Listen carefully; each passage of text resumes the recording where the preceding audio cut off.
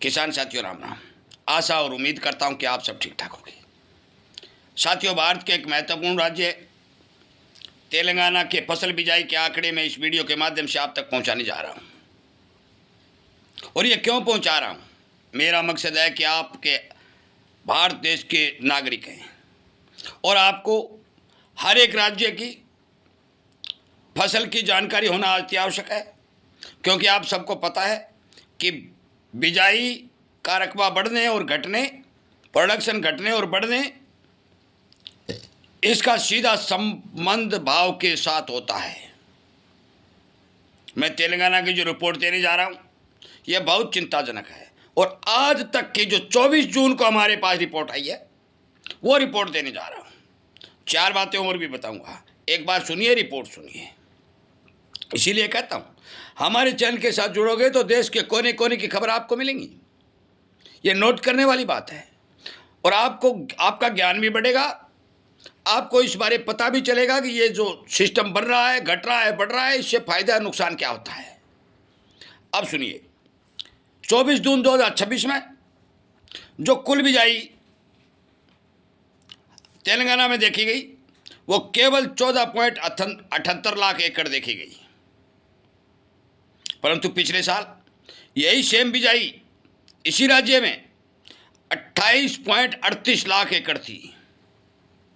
कहाँ 14 लाख और कहाँ 28 लाख, मतलब आधी बिजाई हुई है। अब तक आधी बिजाई हुई है। केवल जितनी बिजाई होनी चाहिए थी उसका 11 और 12% हिस्सा ही कवर हुआ है। ये रिपोर्ट हमारे पास आप पहुंची है। साथियों, तेलंगाना कपास का एक बहुत बड़ा उत्पादक राज्य है। कपास अच्छी होती है। आपको पता है कि पिछले साल शिवराज जी ने तेलंगाना में जाकर मीटिंग की और वहाँ कहा कि भी 250 लाख, 225 लाख का उत्पादन होगा, तो उन्होंने एक्सपोर्ट बढ़ा दिया, फ्री ड्यूटी आयात बढ़ा दिया। परंतु इस साल वहाँ पर हमारे पास जो रिपोर्ट निकल के आई है वो केवल और केवल 12.60 हजार एकड़ कपास की बिजाई हुई है। परंतु पिछले साल यही बिजाई 22.14 हजार एकड़ में हो चुकी थी। अब हिसाब लगाइए कि 12 और 22 10 लाख एकड़ की बिजाई घट चुकी है जो 24 जून तक। बात सोयाबीन के करते हैं। साथियों, सोयाबीन का रकबा भी तेलंगाना में बहुत भारी मात्रा में घटा है। पिछले साल कितना था? पिछले साल था 24,000 एकड़, नहीं 45,000 एकड़।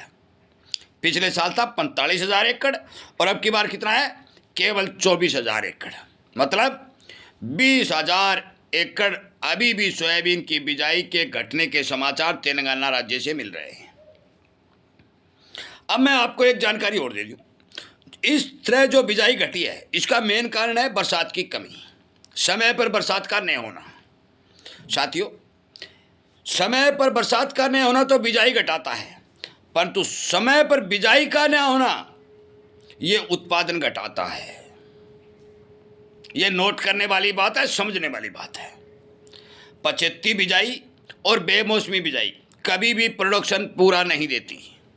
इसका साफ और सीधा संकेत है कि कपास और सोयाबीन दोनों ही फसलों का तेलंगाना में उत्पादन घटने जा रहा है। बरसातें कम होगी, कितनी होगी वो समय बताएगा, परंतु अगेती बिजाइयाँ जो अच्छा प्रोडक्शन देती हैं वो जब प्रभावित हो जाती हैं तो कोई भी फसल हो, हम किसान होने के नाते जानते हैं कि उत्पादन कमजोर होता है। और ऊपर से आपको बता दूं कि अब तक जो मानसून की स्थिति है उसके हिसाब से जो बरसात हो रही है, तो हमें संकेत भी नहीं दिखाई दे रहे हैं कि सरकार ने जो बिजाई का लक्ष्य रखा है वो पूरा हो जाए। और ये एक और नोट कर लें, लिख लें कि अकेले तेलंगाना की स्थिति नहीं है, पूरे भारत में इसी तरह के आंकड़े दबादब निकल के आ रहे हैं। केवल राजस्थान के अंदर ही बरसात दिखाई दे रही है और वही बरसात केवल खंड वर्षा हुई है, अभी मानसूनी बरसात नहीं है। और ये खंड वर्षा से बिजाई कितनी टिक पाएगी ये समय बताएगा। परंतु हम ये क्लियर कर दें कि इस बार सरकार का जो बिजाई का लक्ष्य है वो किसी भी हालत में पूरा नहीं हो सकता और किसी भी हालत में उत्पादन नहीं बढ़ सकता, क्योंकि जून का महीना निकल चुका है, जुलाई शुरुआत होने जा रही है। बिजाई अब तक बहुत कम दिखाई दे रही है, मौसम गर्म दिखाई दे रहा है, बरसातें कम दिखाई दे रही हैं। इसीलिए साथियों हम कहते हैं कि हर एक किसान को सोच समझ कर अपने अनाज की बिक्री करनी चाहिए, अपने खेत को सुनिश्चित तरीके से ठीक से पानी की व्यवस्था करनी चाहिए और हो सके तो समय पर बिजाई करने का प्रयास करना चाहिए।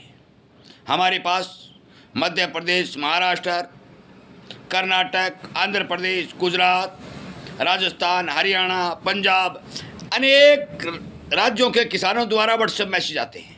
वो हमें लगातार समाचार दे रहे हैं कि इस साल बिजाई बहुत कम हो रही है, जून निकल चुका है, आगे क्या होगा भगवान के हाथ में है।